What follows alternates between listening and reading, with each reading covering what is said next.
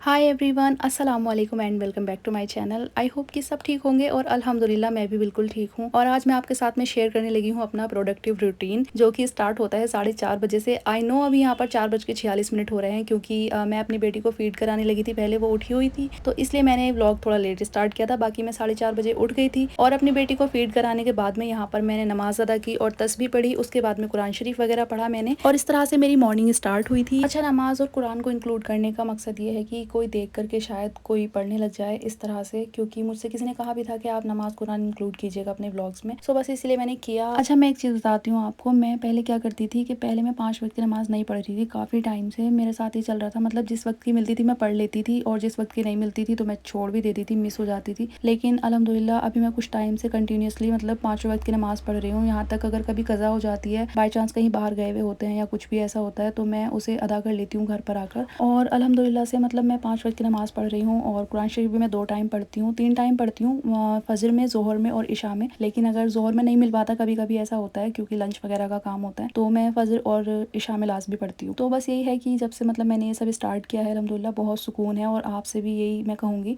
कि जो लोग नहीं पढ़ते वो प्लीज़ 5 वक्त की नमाज़ पढ़ा करें। बहुत ही ज़्यादा सुकून है, आपके दिल को ना एक अलग ही सुकून मिलेगा। और नमाज़ तो हर हाल में फ़र्ज़ है, लाजमी पढ़नी चाहिए 5 वक्त की सभी को। खैर, उसके बाद में यहाँ पर मैंने सुबह सुबह ही मशीन लगा दी थी। आज मैं जल्दी जल्दी सारे काम निपटा रही थी, क्योंकि आपके साथ में आज प्रोडक्टिव रूटीन शेयर करना है, तो बस इसलिए सभी चीज़ें मैं कोशिश कर रही थी, क्योंकि साथ में रिकॉर्ड भी करना होता है ना, तो इसलिए बहुत सारी चीज़ें ऐसी होती हैं जब हम रिकॉर्ड करते हैं तो उनमें ज़्यादा टाइम लगता है, तो इसलिए मैंने बहुत जल्दी सब चीज़ें करनी शुरू कर दी थी। और यहाँ पर मैंने वॉश बेसिन वगैरह भी क्लीन कर लिया था, और सारी क्लीनिंग मैंने बाहर की कर दी थी, रूम की मैंने अभी नहीं करी थी। और यहाँ पर कपड़े भी वॉश हो चुके हैं। रूम की मैंने इसलिए नहीं करी थी, मेरी बेटी और हस्बैंड मेरे सो रहे थे, तो इसलिए मैंने उनको डिस्टर्ब नहीं किया, और वो नमाज़ पढ़ के सो गए थे, तो इसलिए बस मैंने सोचा रूम की बाद में कर लेंगे। और यहाँ पर मैंने इस वाटर कूलर में पानी भरा था, क्योंकि गर्मी इतनी है ना, बॉटल का पानी ख़त्म हो जाता है, तो मैंने सोचा ना इसमें मैं बर्फ़ डाल के रख दिया करूँगी तो ये यूज़ हो जाया करेगा पीने में। और फिलहाल खैर मैंने यहाँ पर किचन जो है मैंने रात को ही क्लीन करके रखती हूँ, तो इसलिए यहाँ पर मेरा किचन बिल्कुल क्लीन था। और अब हम नाश्ता बना रहे थे। खैर, आज मैं दलिया बना रही थी नाश्ते में, और दलिया की रेसिपी तो आई थिंक सबको ही आती होगी, बहुत ही ईजी है, फिर भी मैं फटाफट से आपको बता देती हूँ। यहाँ पर मैंने क्या किया था, थोड़ा सा दलिया लिया था, उसको मैंने ड्राई रोस्ट कर लिया था। उसके बाद में जी मैंने इसमें कुकर में जो है ऑयल डाला, और उसमें कुछ खड़े मसाले डाले, और मैंने एक मसाला बनाया था, ये आप देख सकते हैं। इसमें प्याज, लहसुन, अदरक और लाल मिर्च थी, और इन सब का मैंने पेस्ट बना लिया था। अच्छा, उसके बाद में जो दलिया हमने ड्राई रोस्ट किया था 2-3 मिनट के लिए, उसको हम अलग निकाल लेंगे, और इस कुकर में हम अभी डालेंगे ऑयल। तो मैं यहाँ पे सरसों के ऑयल का यूज़ करी हूँ मैं तो। और उसके बाद में जी मैंने इसमें ना मसाले में थोड़ी सी हल्दी डाली थी 1 चम्मच, और 2 चम्मच मैंने इसमें धनिया पाउडर डाला था, और साथ ही मैंने ये कुछ दाल चावल भिगो के रखे हुए थे। थोड़े से इसमें चावल थे, एक मसूर की दाल थी और एक चने की दाल थी, तो वो मैंने भिगो के रखी हुई थी। और यहाँ पर मैंने खड़े मसाले डाल के ना इस मसाले को हम भून लेंगे जो हमने पीसा था, और उसके बाद में इसमें दलिया ऐड कर देंगे हम डायरेक्टली। अच्छे से पहले इसकी भुनाई होने देंगे जब तक ऑयल अलग हो जाएगा, और नमक वगैरह ऐड कर देंगे इसमें हम, और बस भून के बनाना होता है। बहुत ही ईजी है, सबको ही आता होगा आई थिंक। मैं तो इस तरह बनाती हूँ और काफ़ी अच्छा हो जाता है, नाश्ते में काफ़ी हेल्दी और फुलफिलिंग होता है, तो इसलिए। और यहाँ पर मैंने इसमें दलिया ऐड कर दिया है। उसके बाद में जी अब मैं यहाँ पर दाल और चावल जो मैंने भिगो के रखे थे वो भी साथ में ऐड कर रही हूँ, और साथ में हम इसमें अच्छी खासी क्वांटिटी में पानी ऐड करेंगे, क्योंकि पानी इसमें काफ़ी सारा रखना होता है, अच्छे से गल जाए, ये अच्छे से पक जाए, क्योंकि दलिया जो है ना पकने के बाद में गाढ़ा हो जाता है, तो इसलिए थोड़ी इसकी जो कंसिस्टेंसी है ना वो थोड़ी पतली रखनी होती है। और यहाँ पर मैंने हरी मिर्ची भी इसमें डाल दी थी साथ में कट करके, और हम इसको 4-5 सीटी लगने तक पका लेंगे।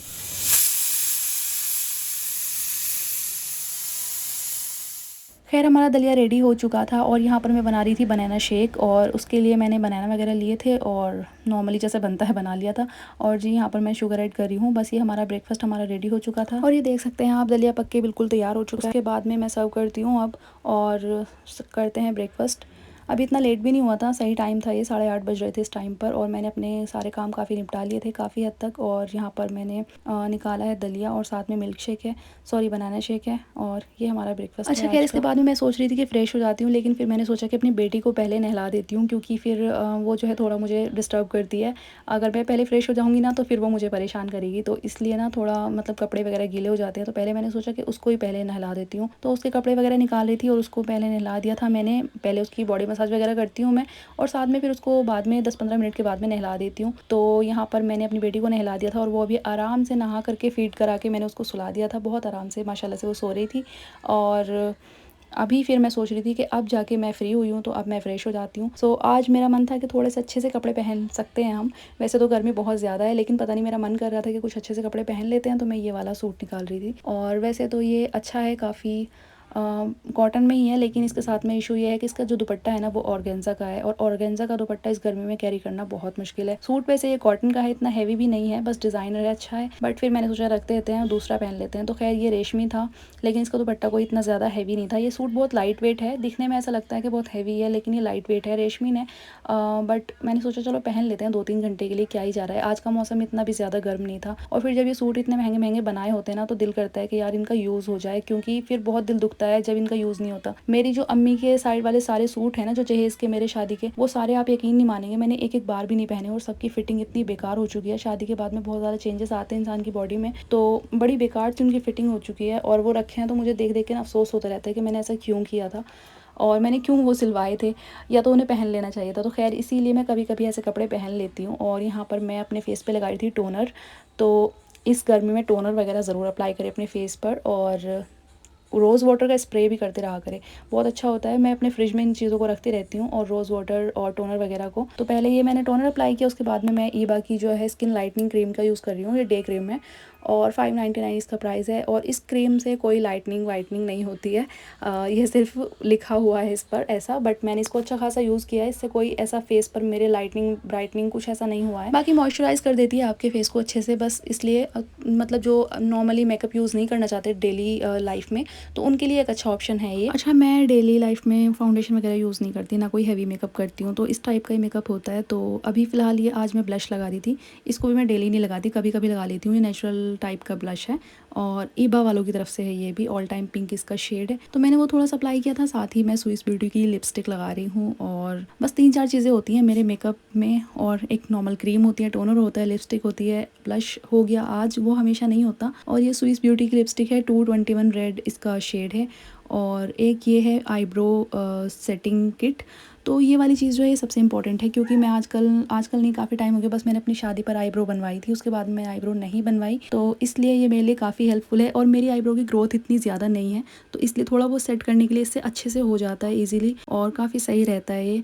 तो ये तो बहुत इंपॉर्टेंट चीज़ है। और फिर नेक्स्ट मेरे पास में है कॉम्पैक्ट, जो कि मैं लगाने तो वाली नहीं हूँ, और क्योंकि अभी बस कुछ टाइम बाद मतलब नमाज़ वगैरह पढ़नी है, ज़ोहर की अज़ान हो जाएगी, तो इसलिए, और मुझे किचन में भी जाना है, तो इतना ज़्यादा मेकअप नहीं कर रही मैं, तो बस दिखा रही थी मैं नॉर्मली। और ऑयली स्किन वाले कॉम्पैक्ट लगाएं तो अच्छा रहता है, मेरी भी ऑयली स्किन है, बस मैं लगा नहीं रही थी आज। और यहाँ पर थोड़ा सा परफ्यूम स्प्रे किया मैंने, उसके बाद में अब पहले मैं रूम सेट करी थी अपना, क्योंकि मेरी बेटी जो है वो सो रही थी, तो मैंने सोचा इतने रूम सेट कर लेती हूँ, अच्छे से क्लीनिंग वगैरह कर लेती हूँ। फिर मैं आ गई थी अपनी किचन में खाना बनाने के लिए। आज मैं बना रही थी खाने में छोले और चावल। तो यहाँ पर मैंने छोले रात को ओवरनाइट भिगो के रख दिए थे, इनको मैं बॉईल होने के लिए कुकर में डाल रही हूँ, पानी वगैरह डाल के इनको बॉईल करते हैं नमक डाल करके। अच्छा, मैं ग्रेवी के लिए मसाला रेडी कर रही थी। मैंने 3 बड़े साइज़ के टमाटर लिए थे, 1 बड़े साइज़ की प्याज ली थी, 8 से 10 मैंने लाल मिर्च ली थी, इन सब का मैंने पेस्ट बना लिया था, और लहसुन भी लिया था साथ में, और इनका पेस्ट बना लिया था। खैर वो मैं काम करके आ गई थी, अभी फ़िलहाल मैं अपने रूम को देख रही थी। सब कुछ ऑलमोस्ट हो चुका है, क्लीनिंग वगैरह, और अच्छा लग रहा था, रूम काफ़ी नीट एंड क्लीन था। उसके बाद में फिर से मैं आ गई थी किचन में वापस, और मैंने इसका पेस्ट बना लिया था, यहाँ पर आप देख सकते हैं। और छोले जो हैं वो बॉईल हो चुके थे, और उसके बाद मैंने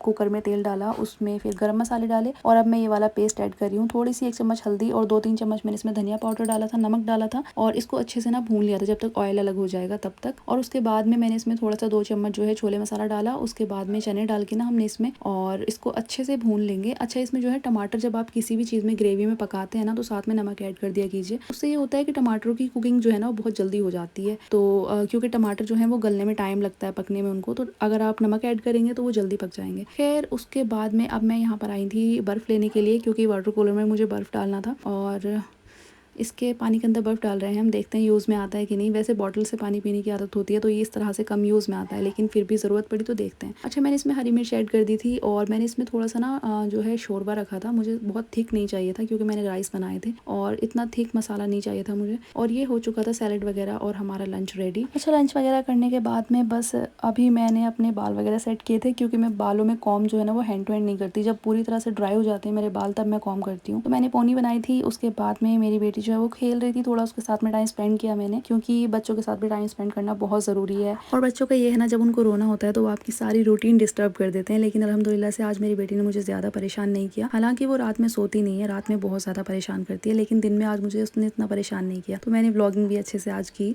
और यहाँ पर कपड़े वगैरह आ गए थे हमारे जो ड्राई हो चुके थे, सुबह मैंने वॉश किए थे। आजकल तो 1 घंटे में कपड़े ड्राई हो जाते हैं, तो खैर इनको बाद में फोल्ड करेंगे। यहाँ पर मैं वुज़ू कर रही थी और नमाज वगैरह अदा की मैंने ज़ोहर की। उसके बाद में मैं अपने रूम में आके लेट गई थी, क्योंकि रात को मेरी बेटी मुझे बिल्कुल नहीं सोने देती। इसके लिए मैं दिन में 1-2 घंटे की नींद निकाल लेती हूँ, मतलब 1-2 घंटा नींद मिल जाए तो काफ़ी सही रहता है। तो इसलिए यहाँ पर मैं 3 बजे जो है अपने रूम में आ गई थी, लाइट वगैरह ऑफ की मैंने। तो रात जैसा माहौल बनाकर कोशिश करते हैं कि थोड़ी सुकून की नींद आ जाए, लेकिन दिन में जो है ना वो नींद अच्छी आती ही नहीं है। मुझे दिन में सोने की बिल्कुल आदत भी नहीं है, लेकिन क्या कर सकते हैं, पता नहीं क्यों मेरी बेटी रात को नहीं सोती ना, तो इसलिए ना थोड़ा सोना पड़ता है दिन में। और यहाँ पर वो अभी फिलहाल सो रही थी और मैं भी अभी तो फिलहाल मैं बिस्किट खा रही थी। खैर इसके बाद में मैं सो गई थी और तकरीबन हम लोग ना 5 बजे उठे थे उसके बाद में। और 5 बजे उठने के बाद में मैंने असर की नमाज़ पढ़ी। उसके बाद में मैंने यहाँ पर मेरे पास में ये मक्खन रखा हुआ था, तो मैंने सोचा सॉरी क्रीम रखी हुई थी, मैंने सोचा इसका मक्खन बनाते हैं, फिर इसका घी बना लेते हैं। और कुछ लोग यार कहते हैं कि घी की जो स्मेल होती है ना उनको बिल्कुल अच्छी नहीं लगती, लेकिन पता नहीं, या तो मैं घी बनाते रहती हूँ इसलिए मुझे आदत हो गई है। मुझे इसकी स्मेल से इतना कोई इशू नहीं होता। आप लोग बताइएगा आपको इसकी स्मेल से कोई इशू है? मुझे तो इसकी हैबिट हो चुकी है। और यहाँ पर खैर ये मगरिब का टाइम हो गया था, उसके बाद मैं नमाज वगैरह अदा की और यहाँ पर मैं तस्बीह पढ़ रही थी साथ में। खैर इसके बाद में जी यहाँ पर मैंने बनाया था बेल का शरबत। और अच्छा, मुझसे किसी ने कहा था कमेंट करके एक वीडियो पे कि आप अपनी वीडियोस में अपने जो व्यूअर्स हैं उनका ना नाम लिया करो, तो मुझे उनका सजेशन काफ़ी अच्छा लगा। मुझे भी ना आपका मतलब आप मेरी वीडियोस देखते हैं तो अप्रिसिएशन का मुझे एक चांस मिल जाएगा